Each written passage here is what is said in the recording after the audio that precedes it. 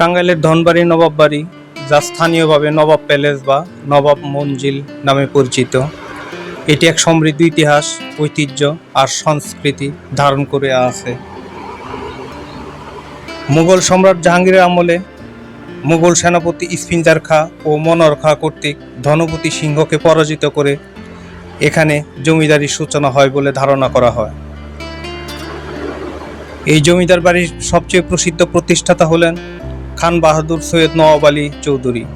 তিনি শুধু একজন জমিদারই ছিলেন না, বরং ঢাকা বিশ্ববিদ্যালয়ের অন্যতম প্রতিষ্ঠাতা, রাষ্ট্রভাষা বাংলার প্রথম প্রস্তাবক এবং ব্রিটিশ সরকারের প্রথম মুসলিম মন্ত্রী হিসেবে পরিচিত ছিলেন। তার বাবা সৈয়দ জনাব আলী চৌধুরী প্রথম এখানে বসতি স্থাপন করেন।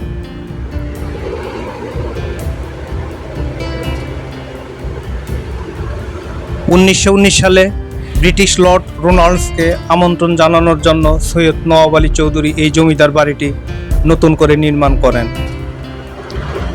লর্ডকে অভ্যর্থনা জানাতে 30টি হাতির বহর নিয়ে যাওয়া হয়েছিল বলে প্রচলিত আছে।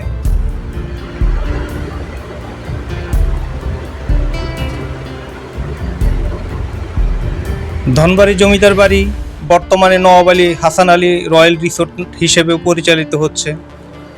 এখানে পর্যটকদের জন্য নবাবী আবাসন ব্যবস্থা রয়েছে, যেখানে প্রাচীন আমলের আসবাবপত্র ব্যবহার করা হয়েছে।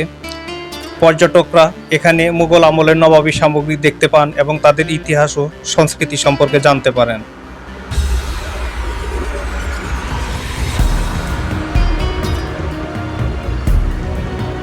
ধনবাড়ি নবাব বাড়ি শুধু একটি ঐতিহাসিক স্থান নয়, এটি বাংলার সমৃদ্ধ ইতিহাস, স্থাপত্য, ধর্মীয় ঐতিহ্য এবং গ্রামীণ সংস্কৃতির এক জীবন্ত দলিল।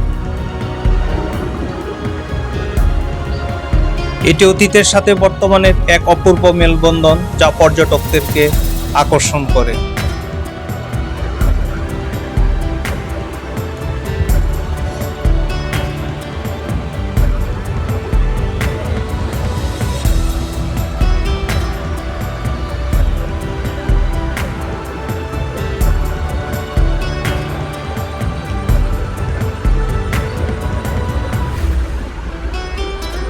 এছাড়াও বিশেষ ঐতিহ্য হিসেবে উল্লেখযোগ্য হলো প্রায় 700 বছরের পুরনো মুঘল আদলে তৈরি একটি মসজিদ, যা ধনবাড়ি মসজিদ নামে পরিচিত। এই মসজিদের পাশেই সৈয়দ নওয়াব আলী চৌধুরী মাজার রয়েছে।